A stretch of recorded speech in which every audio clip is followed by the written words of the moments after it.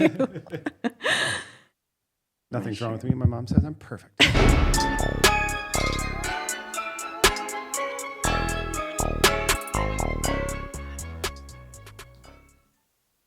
Hey, everyone. Welcome back to a celebratory episode. Celebratory? Our Tell last me episode. Why? You don't even know why. We got 100 views on our last video. Oh my gosh, yes. I'd like to thank my mom for clicking 100 times on that video. And I think she's probably in frame, but I think we have a special guest today. Bisbee. We got Biz. Hi. I don't know if Bisbee, you're in frame. Can you see her? Let us Hopefully know. not. If not, this is going to be weird. This is our ghost dog. You can't see her, Yeah. but she's there. Oh, I feel like you just got an idea or something. No, but you just foreshadowed the story I'm going to tell you. Oh, spoiler alert.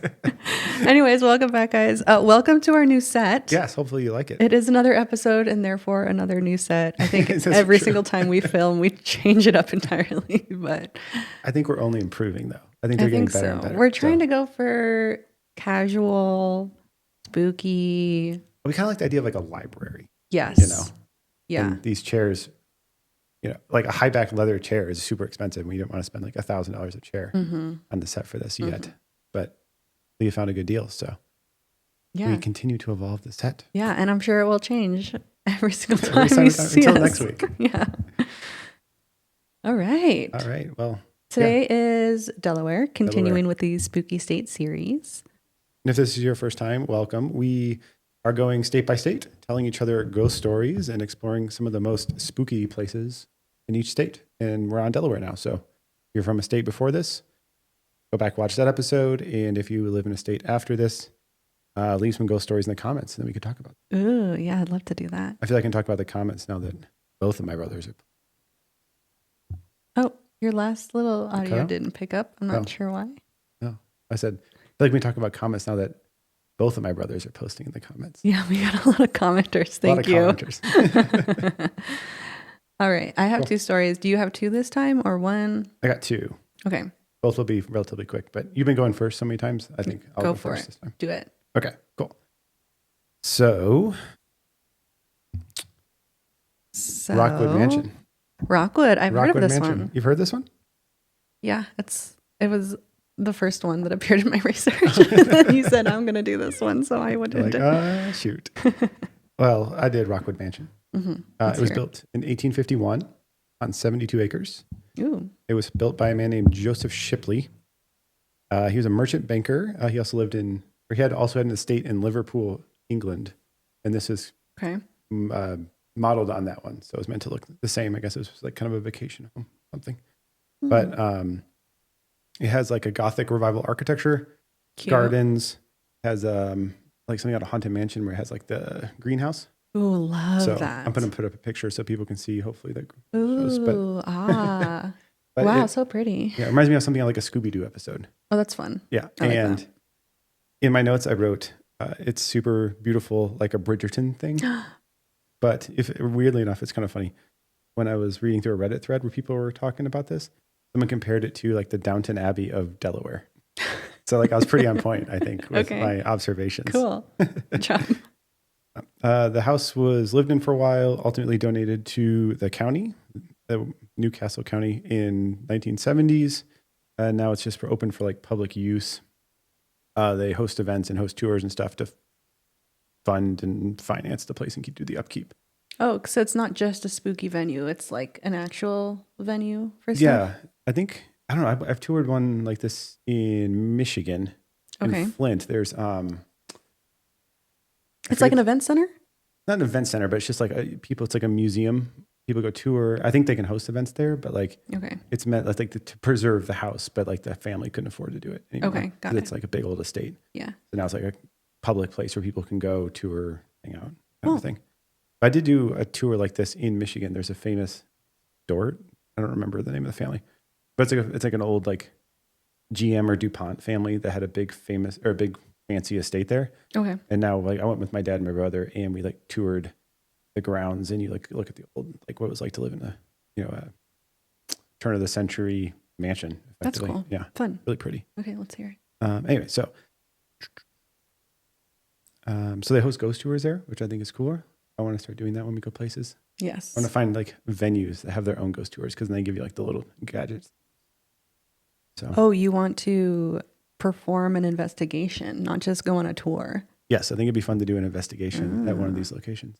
Hint, hint. Yeah. That might be coming soon. That's foreshadowing again. Foreshadowing. We may or may not be in Jerome, Arizona. We may may not be at the That's not what I was referencing. So keep some vlogs to come. Some vlogs to come. Some ghost hunting vlogs. But I guess this place was featured not on Zach Baggins' famous Ghost Adventures, but it was the series finale for Ghost Hunters, which is like the Taps crew. So it has been professionally investigated. Professionals. The big dogs. Proven haunted. Proven haunted, big dogs. Without a doubt. So there's been a wide array of ghost findings there. Let's see here. So I was reading one article, and I guess this is a job you can have, but the paranormal coordinator for the mansion, which is like, I mean, come on, if you can. Dream job. Well, I'm a lawyer. I could be a paranormal coordinator. Yeah. Do they like coordinate between the ghosts? I think quite literally they like coordinate. Yes. They coordinate a good experience for both the ghosts and the attendees. Like, hey, ghost, are you free like Friday midnight? We got Zach himself coming in. He'd love to meet you. He's like emails like ghost@gmail.com. What was that one's name? Joseph Shipley? jshipley@gmail.com. That's probably a real Gmail. Don't email that. But anyway, so he was doing an interview for a magazine, and he said that there's 28 separate entities at this. That's a lot. That's a lot. I didn't find any actual evidence that 28 individual members of the Shipley family died in this home. Oh, they're all family members? I don't know. Like, I don't know where 28 spirits would come from, but like he says there's 28. So. The coordinator probably brings them in. That's true. He's like recruiter, like talent coordinator. But so he claims there's 28 different entities there. Commonly shadow figures are seen like residual style, not like interacting, but they'll just be like, like a shadow figure walking through the halls of this large home. People will smell like residual smells too. So tobacco, like farts. No, I'm just kidding. Like tobacco smoke from like a pipe, but like not, like a cigarette. Okay. Also, sorry. When we were having sandwiches yesterday, do you see that old man just like light up like an old like Gandalf style pipe? No. Oh yeah, he was like, didn't you smell it? It's like really sweet, like pipe tobacco. Wait, where was this? I don't know. You must have just been like enthralled by your sandwich. What? Yeah, like that old guy. When he we came were out having with like the sandwiches. cane, and at Baggins? Yes. Oh. And he like lit up like a big old like Frodo Baggins, like Bilbo Baggins style pipe, and he was like, and I was like, I love the smell of pipe tobacco personally. He was taking Baggins to the extreme. Literally. It was like lunchtime in like a retirement community in Arizona. Anyway, so yeah, pipe tobacco. Sick. And then also flowers, like a perfume. So kind of like residual smells pop up there. A lot of cold spots. So, people be like in an enclosed room. Like one lady said she was like doing an investigation in an attic and no windows, no doors, nothing was open. And then they would just get like a cold mass would move through them. Yep. Got it.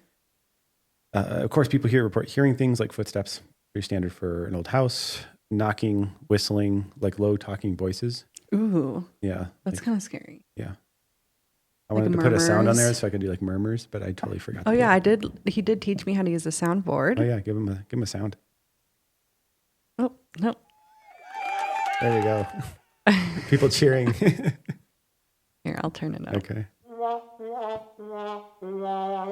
You're welcome. There we go. Please continue. That Salem lady said they were on the tour, doing stuff in one room, and then in the another room, I guess like was like a ladies' room. A music box like kicked on its own and just started playing. Music boxes are so scary. I know, but they just started playing on its own from a different room, and they were there. It's like they were the only ones there. And then why was do you know why the music box was there? Apparently, it's one of the family members because I think the home is like maintained in a way that you can go like see it as they lived there. Oh, okay. That's my understanding. Okay, so it was like a little girl's room or something, and the music box was there. Something like that. I'm about to talk about like a Mary's room, but it might be the same one. I don't know. Okay. But apparently, there was a girl that lived there named Mary. Okay. And then stuff gets manipulated, moved around. Like one instance, they said a Christmas tree that like the coordinator had turned off. I guess I presume to make it darker for like the tour or whatever. Mm-hmm. Like kicked back on while they were out there, and they came back in the room, and then the tree's just on. Could be on timer. Couldn't that have just been Santa Claus? Oh, true. That's a good point. I didn't even think of that. I'm an idiot. You fool. I'm a fool.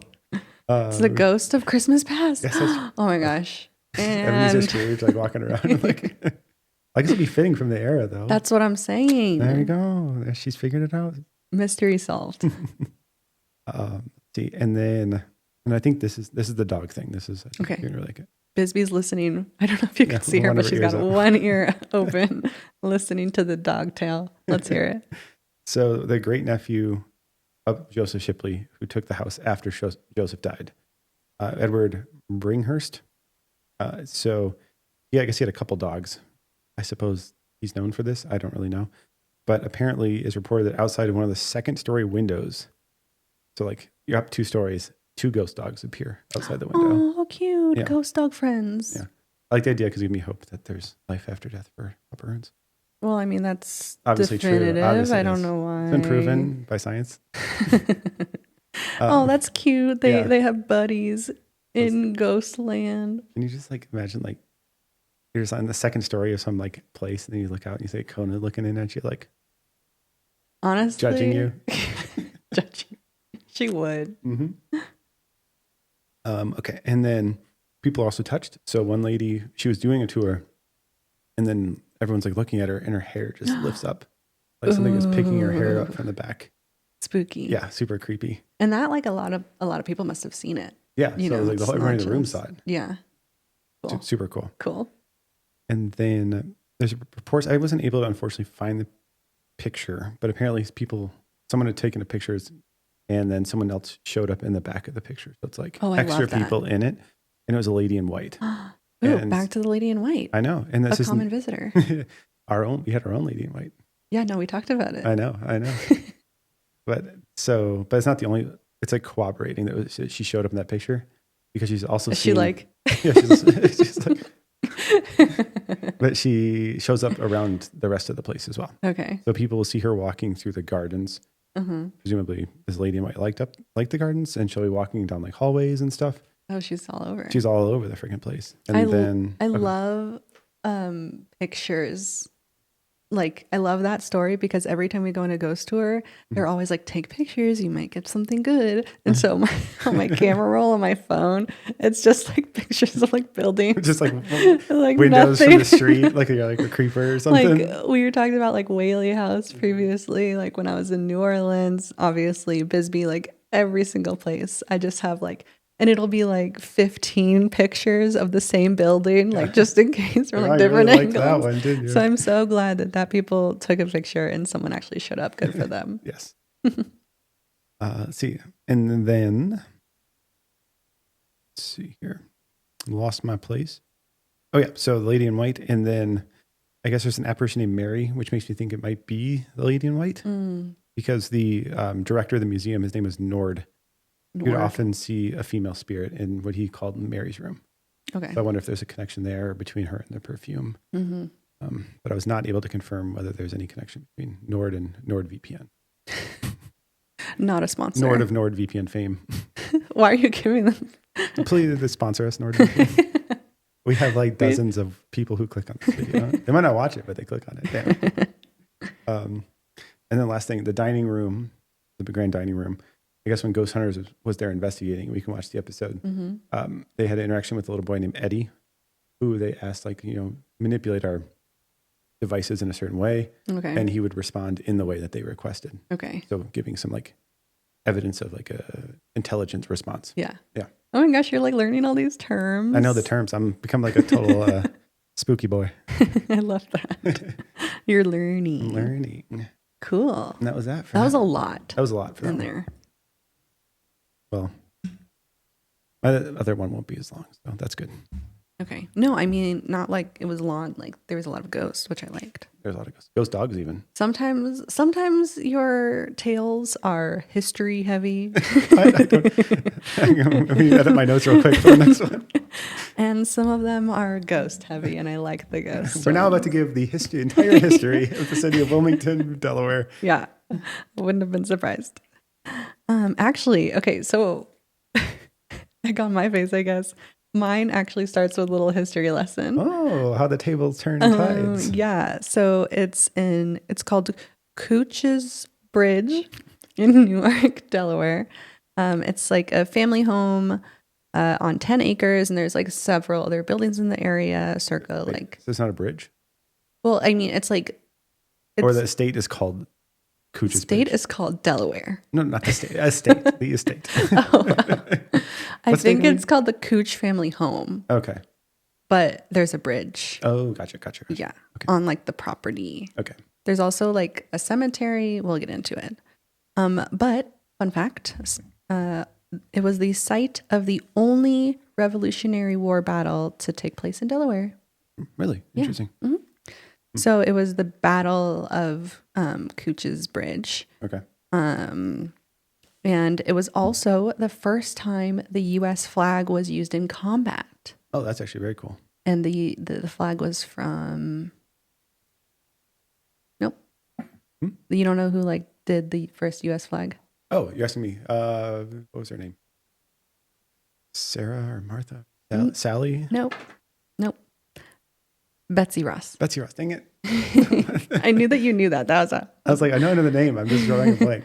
And I actually went to the Betsy Ross house when I was in Philadelphia. And it was really cool. I remember you sent me a picture of that. I did. Yeah. Yeah. Oh, insert picture here. Ooh. Of Betsy Ross house. Betsy Ross of the flag fame. Yeah. So the battle took place on September 3rd, 1777. So the British were being led by General Sir William Howe. And they were advancing north after landing in Maryland, trying to capture Philadelphia, which was the capital of America at the time. They were like a pretty large group, but then they were met by American troops led by another General William, but this time General William Maxwell. There was less Americans than there were British, and so it was kind of like almost like an Alamo situation where like our intent is not to defeat them, but to slow them down and gather intelligence. Gotcha. Okay. And so the Americans set up an ambush at the bridge, targeting the British. Unfortunately, the British were still able to overpower the American forces, forcing them to retreat. Not only were the British, like the Americans, like severely outnumbered by the British, but the British also had like, I don't know what to call it, but like higher tech or like heavy artillery. Meaning cannons and such. Yeah, they're the only ones that had cannons. Oh, okay. That's a big disadvantage. Right. So during this whole, fight, there was this volunteer British fighter named Charlie Miller, and he was riding horseback through like around the bridge, through the cemetery, like trying next to the church. I don't know. You just picture it. It's like a whole property. Mm-hmm. But unfortunately, he got hit with one of these cannonballs right through the head. That's painful. And he was decapitated. Oof. By friendly fire, again, because the British were the only ones who had the cannons. So that's unfortunate for him. Bummer. Bummer. Yeah. Bad draw. So unfortunately, he obviously died. But now we have a spirit of a headless horseman. Ooh, Ichabod Crane. Not Ichabod Crane. It's Charlie Miller. Charlie Crane. Anyways, according to local lore, his spirit is unable to rest. He's found riding horseback, searching for his missing head. If I had to choose my first ghost to see, I think a headless horseman Oh ghost my would God. be like the Hands top one. down. Lady in Hands White down the second. best. Like freaking headless Yeah. horseman. Better if he has a pumpkin for a head. Oh, that'd be. I would chase him and be like, take this pumpkin. It's like, wait, you need this.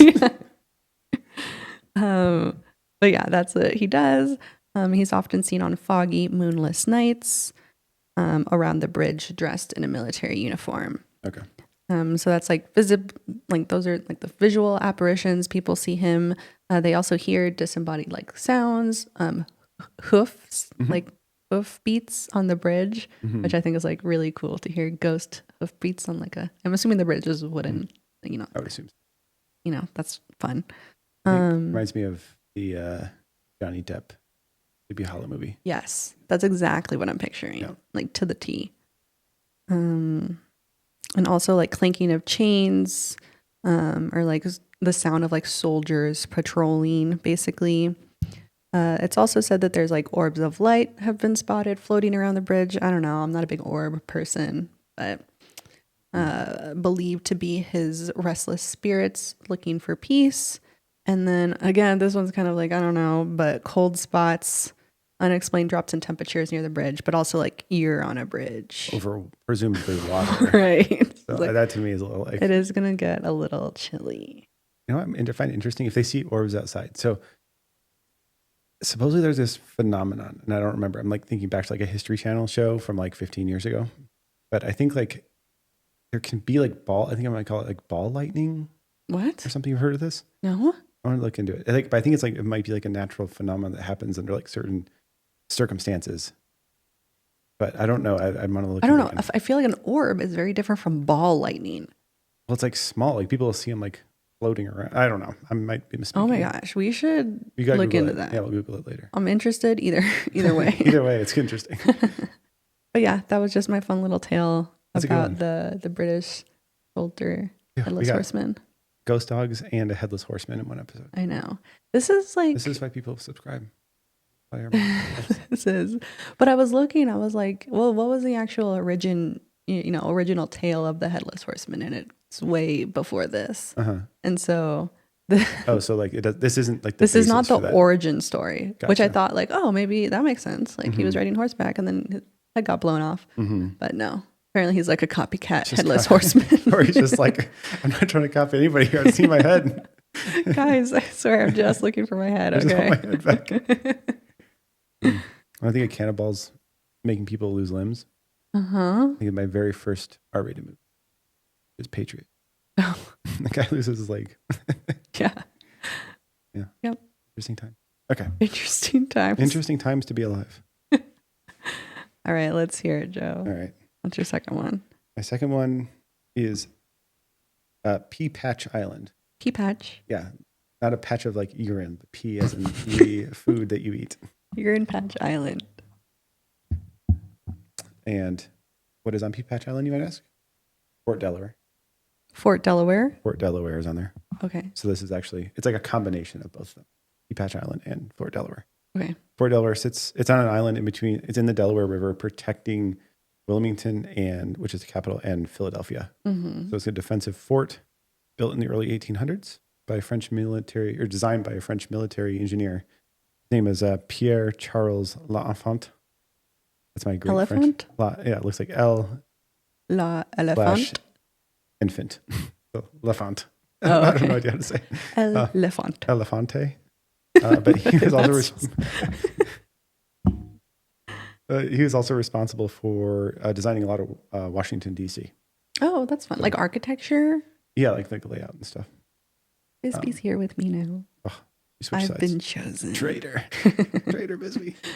But, okay, so this is has more of a kind of a darker past than Rockwood, which was just kind of, cool family mansion that happens to look like something from Bridgerton.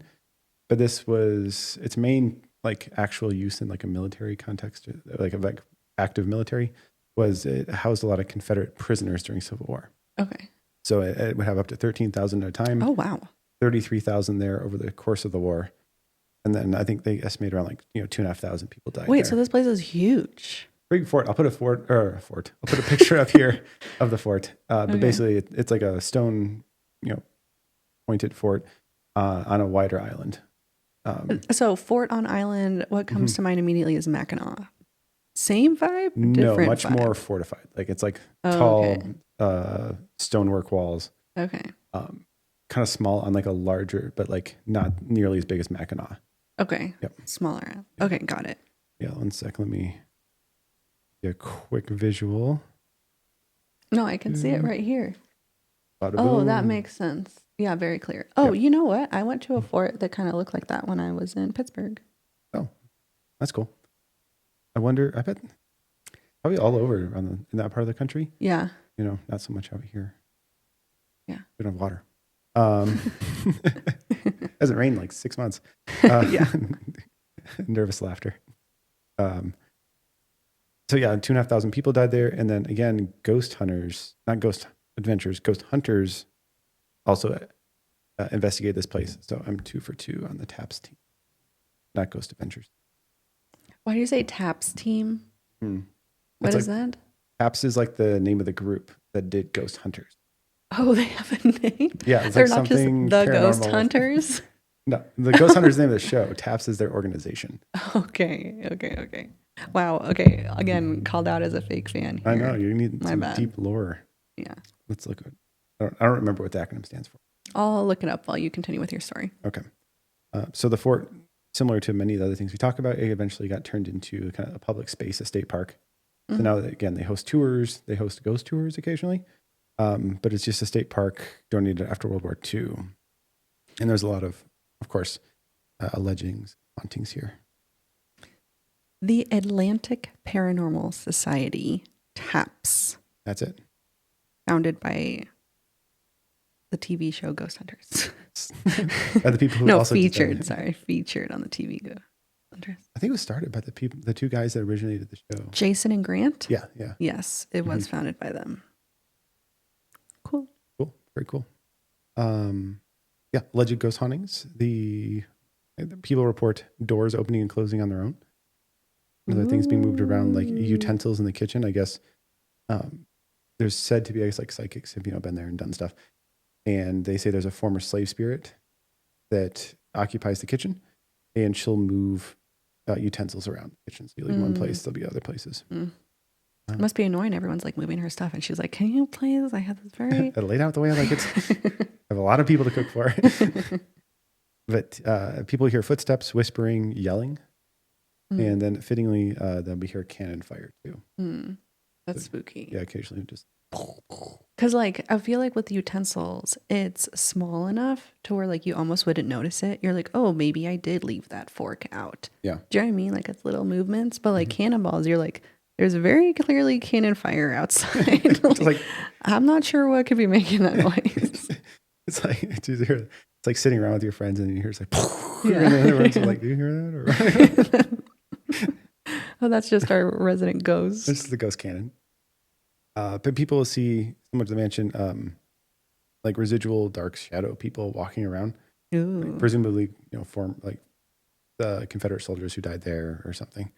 Be seen marching around, and then people get touched and they get poked, and they'll feel like, I don't know, engagement from spirits. One of the more famous ghosts that's been seen there he's called the Blue Man, and he's seen in the officers' quarters. What was the officers' quarters? They caught him in a picture that I'll show you and also put up on the screen here. Cool. Again, I love ghost pictures. But there's the picture. So it is blue, all right. Yeah. And I was thinking, I was like, why blue? And then a big Blue Man Group fan. Blue Man Group. That's exactly what I was thinking. But I was like, oh, Union soldier uniforms. But that's like, okay. Well, that's like a bright blue. Yeah. But like blue, I mean, yeah. You suppose you're a ghost, you're just trying to get it close enough. That's like you if you picked like a red. Yeah, I picked red. I feel like, yeah, that's close. People are like, it's neon. I can't see red for those who don't know.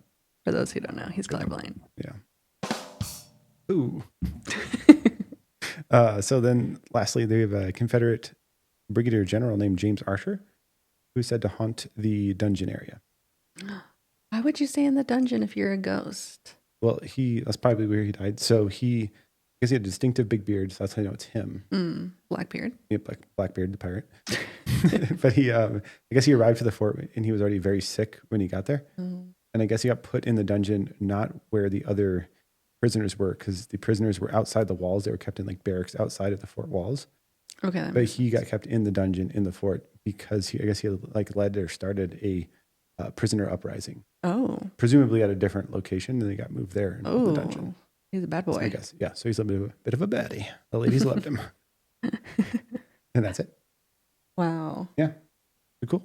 Was there a specific like event that happened that was like particularly catastrophic? No, I think it's just the accumulation of like generalized prisoners, like ghosts. Civil War era. Yeah. Prisoners of war. That makes sense. Yeah. Cool. was there? Oh yeah, we did do.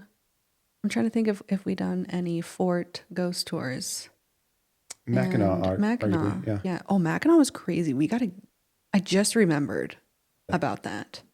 About the island, or About what we learned on the ghost tour, what we learned on the ghost. like all the bodies.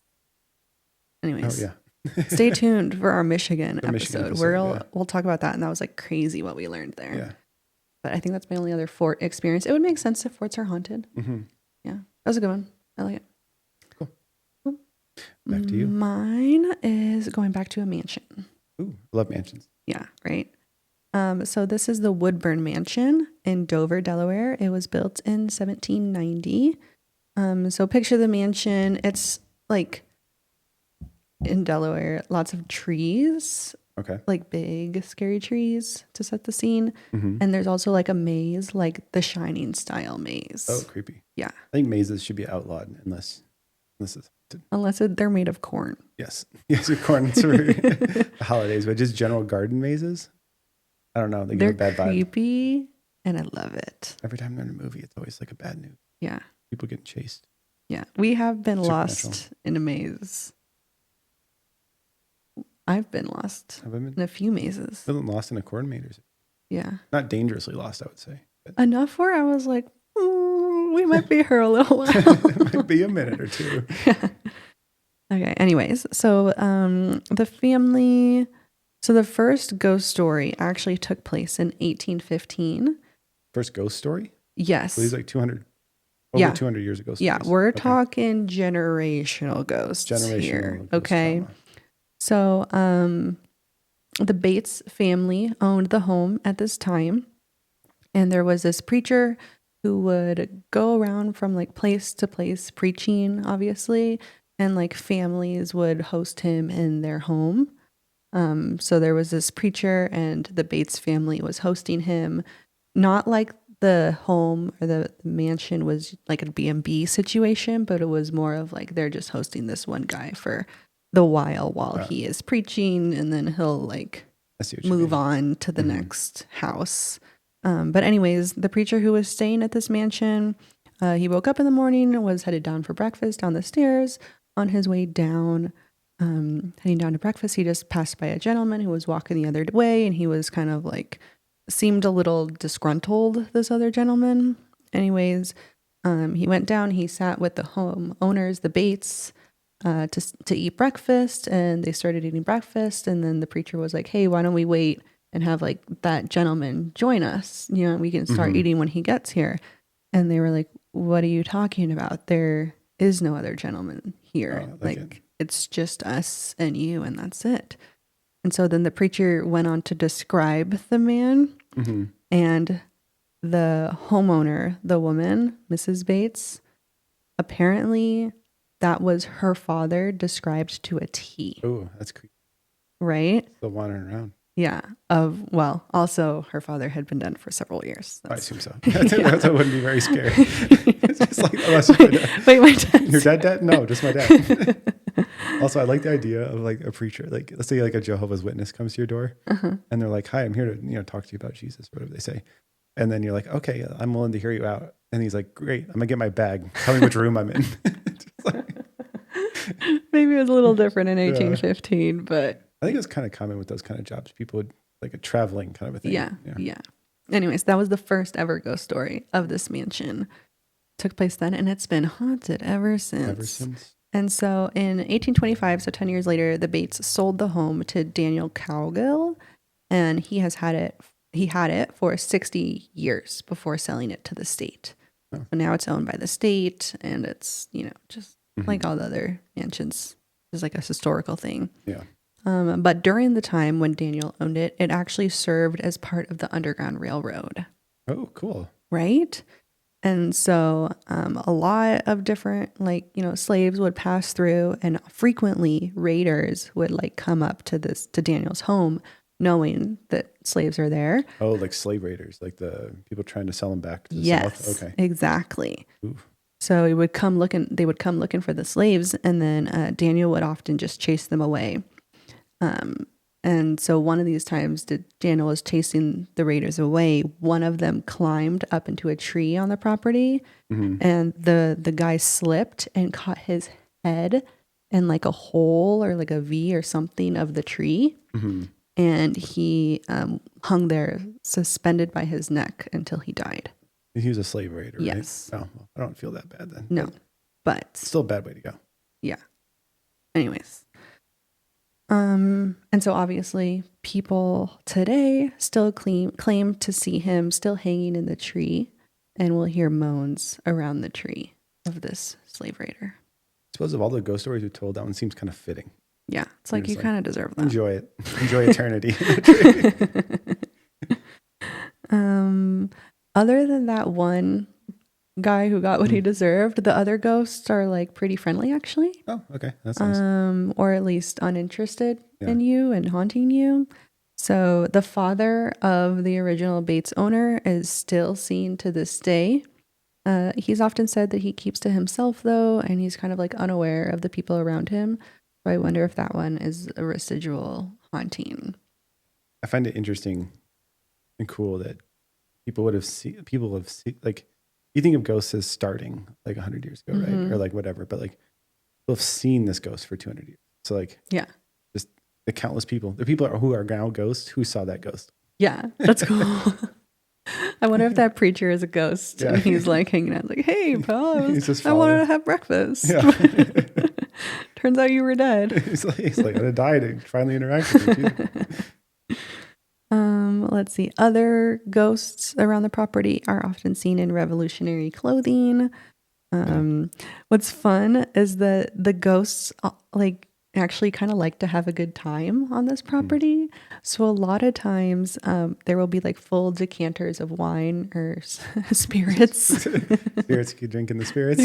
Yeah. But the next morning, the decanters will be empty. That's fun. Yeah. And so this is also now known as like the governor's mansion. Like there's a lot of governors have stayed there or been there or something. Maybe the state used it? Yeah, I think governor's mansion? Yeah. Okay. Yeah, something to that effect. But anyways, Governor Charles Terry Jr. saw a ghost in a white wig helping himself to some wine. Oh, that's cool. Right? That's something I like the Haunted Mansion movie. Just just someone like, wow, I'm just having a glass of wine. Like, can I help you? This is my house. Do you want some? My house before it was your house. Another common ghost seen there is that of a young girl. She's often seen in a gingham dress, playing around the pools and around the fountains of the mansion. Again, another governor's inauguration party was there for Governor Michael Castle in 1985, where multiple guests actually reported someone like tugging at their clothing. And there was like multiple reports of folks seeing a little girl like run out of the corner of their eye type of thing. And also that the little girl was seen walking around the pool area. Oh, interesting. So she's there to stay as well. Something particularly creepy about little girl. I know. They're always like playing and giggling and it's like really eerie. Yeah, no. How dare they have fun in the afterlife? Don't they know not to bother me? Right. But reports still continue to this day. And actually you can get a free guided tour if you give them like a 24-hour notice. Oh, that's cool. And say like, hey, can I tour the property? Check it out. Like, can I do a ghost tour? And they're like, yeah, sure. Come on over. Yeah. Cool. So that's fun. That is the Woodburn Mansion. Cool. Good one. We're right on time. 40 minutes. Wow. We did it. Our camera's still recording. I keep eyeballing that little red light. I did turn it down from 4K to 1080. Okay. Let us know if this looks awful. I'm trying to avoid the camera overheating. Yeah. But if you're just listening, hopefully we sound good too. Yeah. Anyways, do you know what the next one is? It's the state that comes after Delaware. Florida? I'll let you look. Florida sounds right, but yeah, okay. Florida. Florida. Yep. Nice. Well, so stay tuned for some Florida man ghosts. Florida man ghosts. My goal is to find a ghost story from Disney World. Yeah. I don't know if those are any there, but I'm gonna Google it. Okay. I think, well, I'm sure we will figure out. Oh, more foreshadowing. Speaking of Disney, we didn't talk about our drinks today, but I am drinking out of wine glass from the Grand Californian, Ooh. which is the resort like next to Disneyland, if you don't know. Yeah. Anyways, stay tuned for next week. Thanks for listening. Mm-hmm. And don't forget to stay spooky. Stay spooky, everybody. Bye, everyone. Bye. Oops, hit my mic. That's okay. We forgive you.